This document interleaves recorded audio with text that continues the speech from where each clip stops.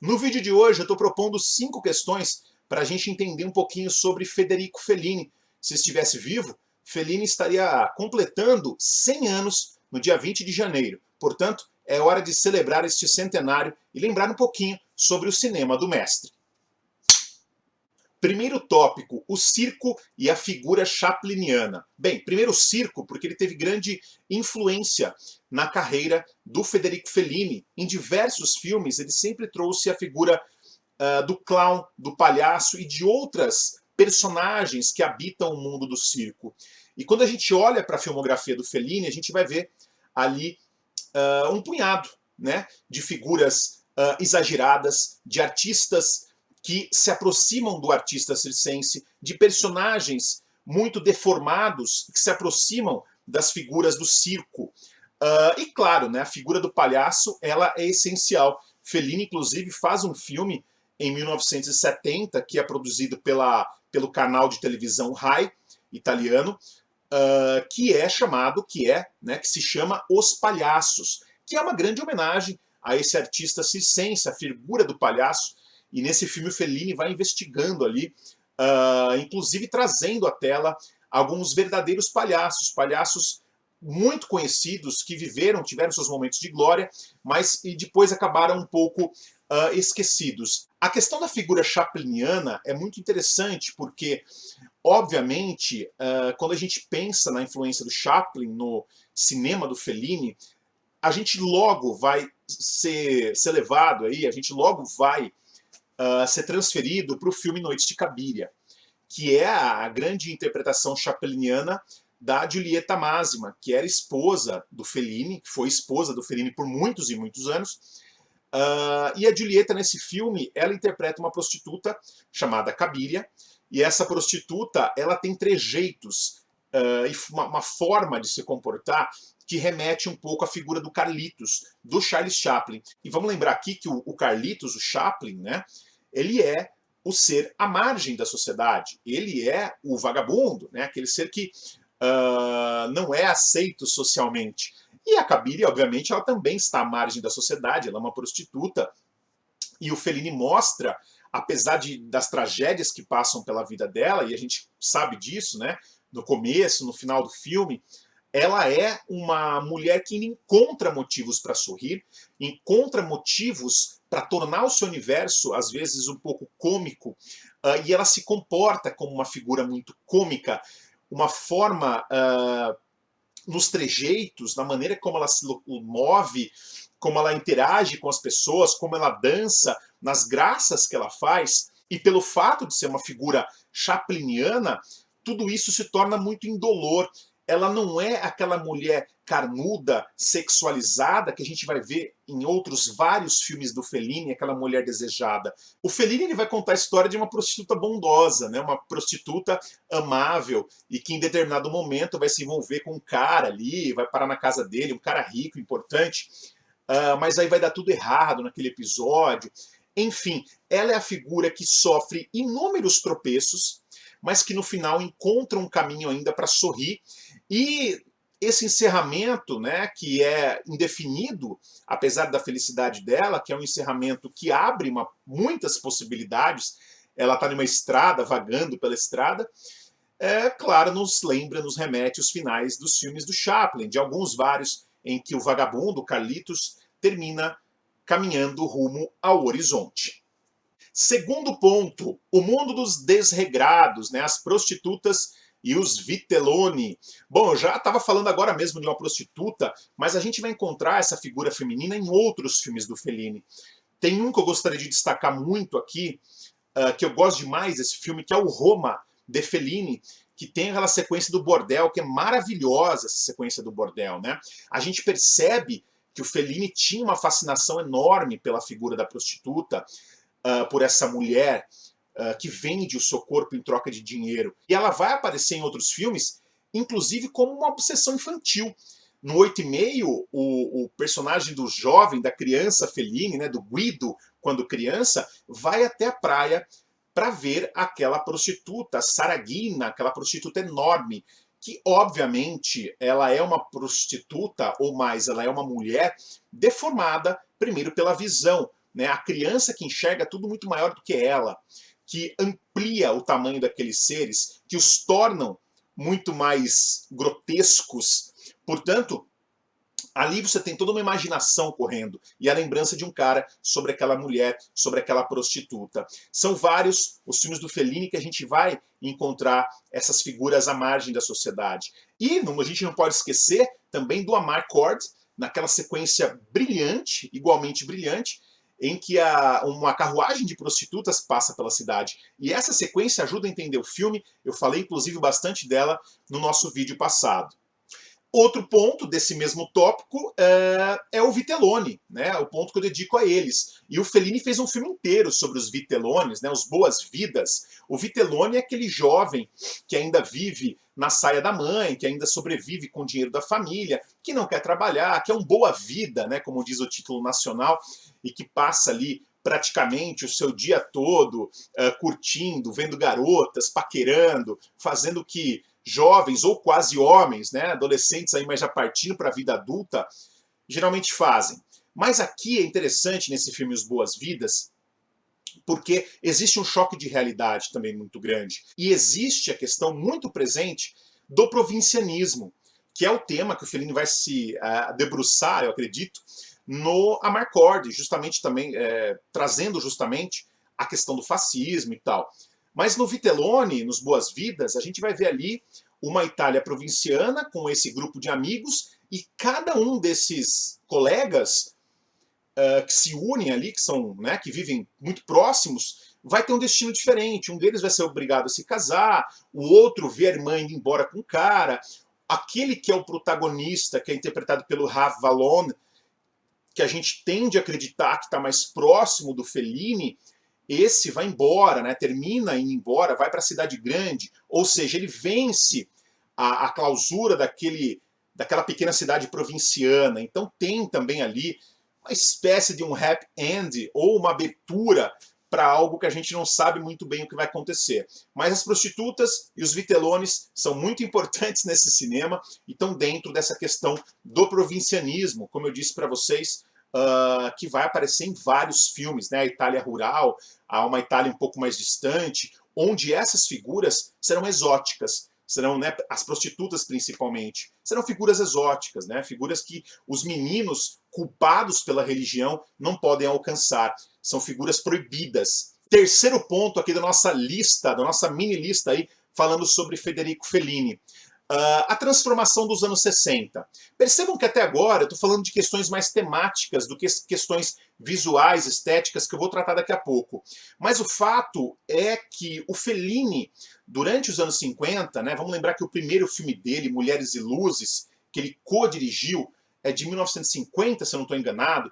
Depois ele faz O Abismo de um Sonho, depois Os Boas-Vidas, depois A Estrada da Vida, que é um sucesso internacional. Nesse momento, a gente tem um cinema feliniano um pouco nostálgico, um pouco voltado, ou muito voltado, ao interior de um país, ou a figuras, vou de novo usar o termo aqui, né, provincianas. A gente vê isso muito claramente em Abismo de um Sonho, né, as pessoas do campo que vão visitar a cidade e tal.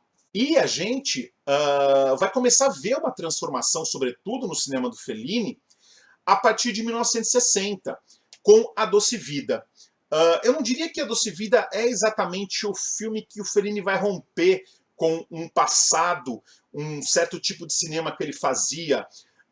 Inclusive, muitas pessoas dizem que esse cinema anterior, A Doce Vida, ou mesmo até A Doce Vida, ele tem influências do neorrealismo. Lá nos primeiros filmes do Fellini, eu acredito que sim, que a gente tinha ali um pouco de um cinema neorrealista. Lembrando, de novo, que o Fellini foi roteirista, né? Ele ajudou a escrever a história do filme Roma, Cidade Aberta, que foi dirigido pelo Rossellini. Então ele estava, de certa forma, inserido naquele grupo neorrealista lá nos anos 40. Mas o fato é que, se a gente analisar com cuidado, a gente vai perceber que o cinema do Fellini nunca foi neorrealista. Ou se foi, foi menos, e lá no começo. Quando vem 1960, a Itália está em uma tremenda transformação, né? Já venceu, de certa forma, um pouco aquela aquele período mais complicado do pós-guerra, da miséria. Você tem uma outra Roma nascendo ali. A Doce Vida é um filme muito importante, além de ter um roteiro espetacular, tem um elenco incrível, um trabalho de direção muito bom. Ele também é um filme que capta um momento. Ele vai captar o espírito de uma época. Poucos filmes nessa época conseguiram captar isso tão bem.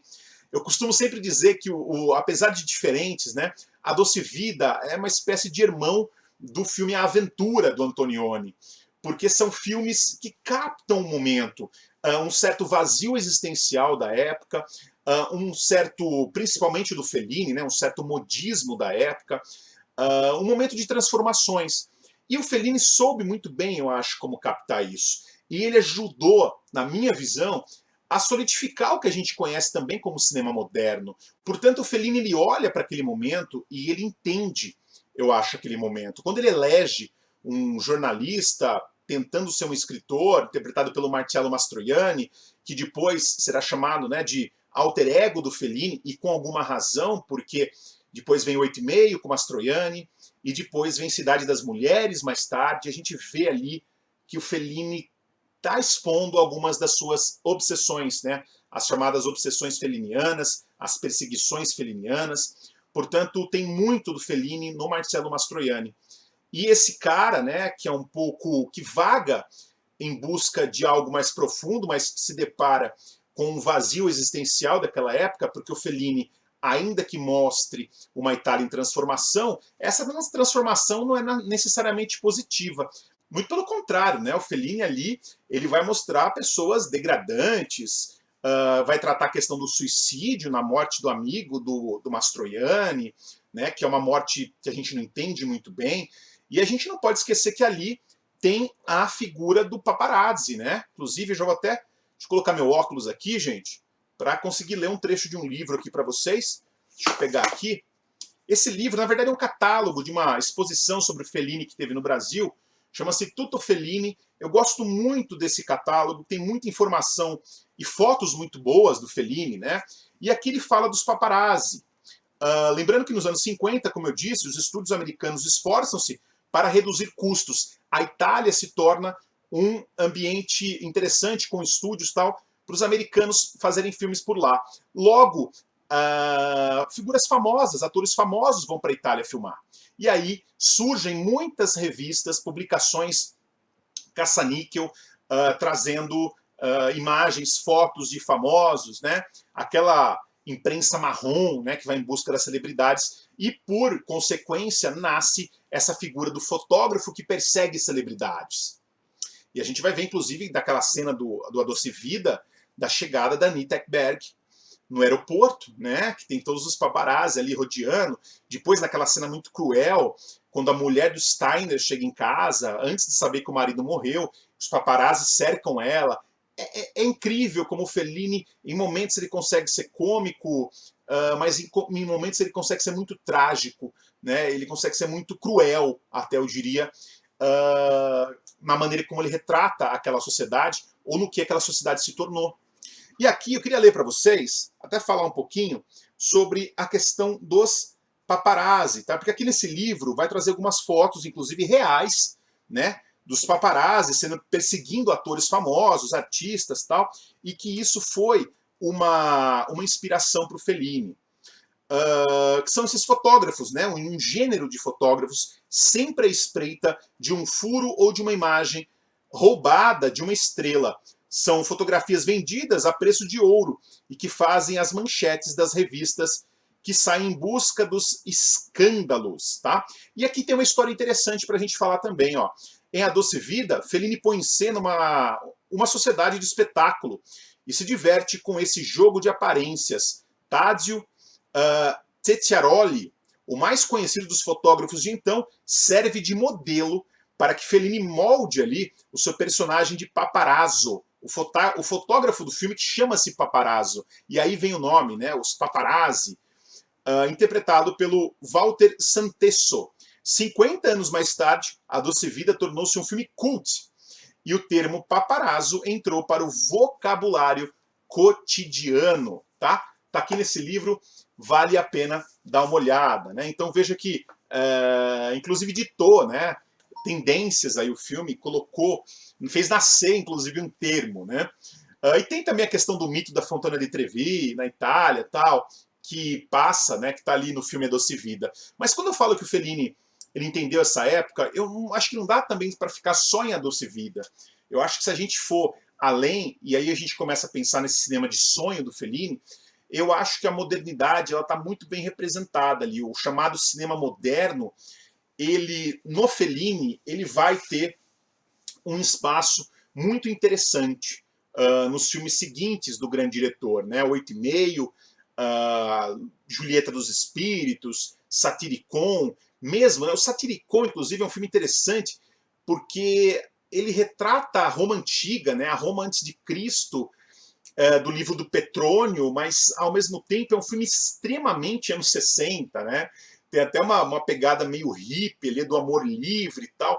Então a gente percebe que tem um entendimento muito claro. E quando ele chega em Roma, de Fellini, né, o Roma que é de 72, a maneira como ele expõe a cidade, a maneira como ele expõe a Igreja Católica, tudo isso eu acho que é muito típico de um cineasta com um olhar moderno, que renega o passado das tradições, que renega um passado de uma população muito aliada ao catolicismo. Questão 4, gente, a castração católica, muito importante, né? A gente percebe que o catolicismo, a Igreja Católica, o Fellini cresceu em uma família católica. Ele próprio, em entrevista, já disse que para uma criança que cresce na Itália, na época, né, que ele cresceu principalmente, era muito difícil não ser atingida ou não ser influenciada pelo catolicismo, pela culpa que o catolicismo levava às crianças como ele. Volto de novo a citar aqui 8,5 do Fellini, que tem a questão da criança culpada, que foi se encontrar com a prostituta, depois que vai confessar com o padre. A gente vai ver a questão da confissão no Amarcord também. A gente vai ver a questão religiosa no As Noites de Cabiria, que nesse filme tem a questão da Giulietta Massima, vai se encontrar, vai com as amigas lá naquela missa, né, religiosa, tal, na igreja e tal. E claro que a gente tem que falar de A Doce Vida. Logo na abertura tem aquele helicóptero que carrega a imagem religiosa, aquela imagem da santa, né, sobre a cidade. Segundo o que eu pesquisei, que eu li, a Igreja Católica ela vai ficar enfurecida com esse filme A Doce Vida, também por outras questões que o filme vai abordar ao longo da história, como naquele episódio das crianças que teriam visto a santa e tal. E depois no filme Roma, o Fellini faz ali uma crítica frontal à igreja, naquela sequência do desfile, né, daqueles homens e mulheres com roupas religiosas, né, com as roupas que padres e freiras utilizam. Então tem todo um confronto ali que o Fellini faz em relação ao catolicismo. Inclusive também, vale lembrar aqui, citando uma entrevista do Fellini, inclusive eu até publiquei no site, eu acho, esse trecho da entrevista, em que ele diz que a Igreja Católica ela foi pior para os italianos do que o fascismo. Ele diz isso, né? É interessante essa passagem, que ele fala que no sentido de infantilização do italiano, né, desse italiano médio. E assim a gente chega ao tópico número 5, nosso último tópico, que eu chamo aqui de a estética do sonho e do onírico, que eu acho que é uma chave, talvez a principal, para a gente entender esse cinema de exagero, esse cinema que passa por um filtro do sonho e por isso permite justamente essas figuras grotescas. E aí a gente tem que unir uma coisa com a outra, né? O sonho com o grotesco, o sonho com o exagero, né? O exagero de todos esses personagens que povoam o cinema do Federico Fellini. O sonho ele está muito presente a partir de 8,5, de 63. E um pouquinho antes, no começo dos anos 60, o Fellini teve contato com a obra do Carl Jung. E isso, sem dúvida, foi uma influência para ele. E ele decidiu começar a fazer filmes e levar, de uma forma mais radical para os seus filmes, um mergulho nos sonhos e um mergulho em si próprio. E o Fellini, dentro dessa estética, ele vai permitir muitas ousadias. E rompe totalmente, ou quase totalmente, com um cinema um pouco mais realista, que ele fazia até A Doce Vida, ou principalmente antes, né? Noites de Cabiria, tinha algumas questões realistas ali também. Mas ali, a partir de 8,5, tem um rompimento. E ele mergulha literalmente nesse devaneio, que a gente pode dizer assim, né? E ali a gente vai encontrar aquelas mulheres, mas homens também, onde nada é muito real, nada é muito físico, nada é muito fácil de compreender, onde a gente precisa ficar encontrando, né, chaves e mergulhar naquelas várias e várias portas que o Fellini vai abrindo ao longo de filmes como não só 8,5, Julieta dos Espíritos, que fala sobre os desejos de uma mulher, e o filme que ele fez para sua musa, né, a Julieta Massima, que interpreta a Julieta do filme. Satiricon também, né, uma visão exagerada da Roma de Petrônio, com figuras monstruosas, mas também com uma certa beleza ingênua, com aquela homossexualidade que se expressa nos rapazes. É uma forma de cinema que nunca chega a ser totalmente agressiva. Ela, pelo contrário, ela sempre parece muito mais voltada ao cômico. Eu gosto de lembrar, por exemplo, de um filme, o Casanova, de Fellini, que é também um filme cheio de delírio e de sonhos, e que o personagem principal é o Casanova, o Giacomo Casanova, né? E nesse filme tem uma sequência que eu acho que ajuda a entender muito o cinema do Fellini, que é aquela sequência que o Casanova tenta se suicidar, jogando ali, né, acho que uma pedra em cima da própria cabeça para que ele caia no fundo do rio. E um pouco antes de ele fazer isso, ele vê à beira do rio uma figura gigante, né, uma pessoa muito grande e dois anões ali do lado, né, os anãozinhos ali. E ele vai atrás dessa figura gigante, e é uma mulher gigante. E antes de encontrar essa mulher, o Casanova sai daquelas águas ali e encontra um circo. E nesse circo uma baleia. E ele entra dentro da baleia.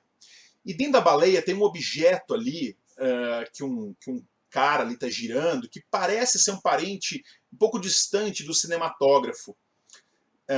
E que projeta imagens de uma parede dentro da baleia, né?